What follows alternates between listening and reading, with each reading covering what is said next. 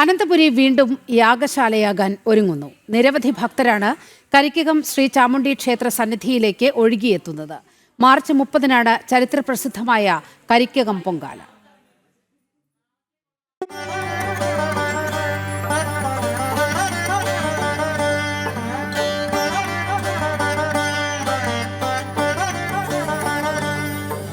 പൊങ്കാലാഘോഷങ്ങൾക്ക് ഒരുങ്ങിക്കഴിഞ്ഞ അനന്തപുരിയിലെ കരിക്കകത്തമ്മയുടെ അനുഗ്രഹം തേടി നിരവധി ഭക്തരാണ് അമ്മയുടെ സന്നിധിയിലേക്ക് ഒഴുകിയെത്തുന്നത്.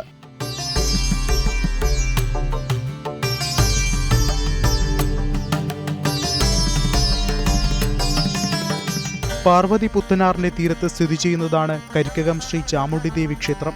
ഒട്ടേറെ ചരിത്ര പ്രാധാന്യമുള്ള കരിക്കകത്തമ്മയുടെ ക്ഷേത്ര സന്നിധി ഐതിഹ്യങ്ങളാലും പുരാണങ്ങളാലും സമ്പന്നമാണ്. വളരെ വർഷങ്ങൾക്ക് മുമ്പേ ഒരു യോഗവൈര്യനുണ്ടായിരുന്നു.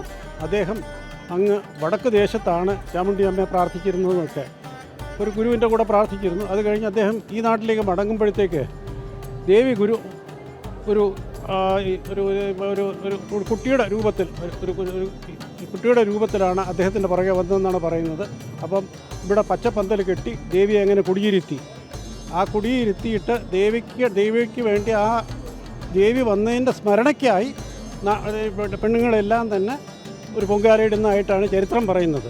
600-ൽ പരം കൊല്ലങ്ങൾക്ക് മുമ്പെയാണ് ഈ ആചാരങ്ങൾ തുടങ്ങിയിരിക്കുന്നതാണ് അന്ന് കണ്ടുവരുന്നത്. ഇപ്പോഴും ഞങ്ങൾ തുടർന്നു പോകുന്നു. അഷ്ടൈശ്വര്യങ്ങളും തേടി ദേവിയുടെ സന്നിധിയിലെത്തുന്ന ഭക്തർ മനം നിറഞ്ഞാണ് മടങ്ങുന്നത്. കരിക്കകത്തമ്മയുടെ സന്നിധിയിൽ ആദ്യമായി എത്തിയതിന്റെ സന്തോഷം ചലച്ചിത്ര താരം ഭാവന ജനം ടിവിയോട് പങ്കുവച്ചു. ഞാനിവിടെ കരിക്കകം ക്ഷേത്രത്തിൽ വന്നിരിക്കുകയാണ്. ആദ്യമായിട്ടാണ് വരുന്നത്. ഒരുപാട് കേട്ടിട്ടുണ്ട്. അപ്പോൾ അങ്ങനെ എനിക്ക് വരാൻ സാധിച്ചതിലും ഇവിടെ തൊഴാൻ സാധിച്ചതിലും ഒരുപാട് സന്തോഷം. ഉത്സവം വരാൻ പോവുകയാണെന്ന് അറിഞ്ഞു. പൊങ്കാല അർപ്പിക്കുന്ന എല്ലാ ഭക്തജനങ്ങൾക്കും എല്ലാവിധ ആശംസകളും. അനുഗ്രഹങ്ങൾ നേടാനും ആഗ്രഹങ്ങൾ സഫലമാകുവാനും ആയിരക്കണക്കിന് സ്ത്രീജനങ്ങളാണ് കരിക്കകം ശ്രീ ചാമുണ്ഡി ദേവിക്ക് ഓരോ വർഷവും പൊങ്കാല സമർപ്പിക്കുന്നത്. മീനമാസത്തിലെ മകം നാളായ മാർച്ച് 30-ന് ഈ വർഷത്തെ പൊങ്കാല നടക്കും.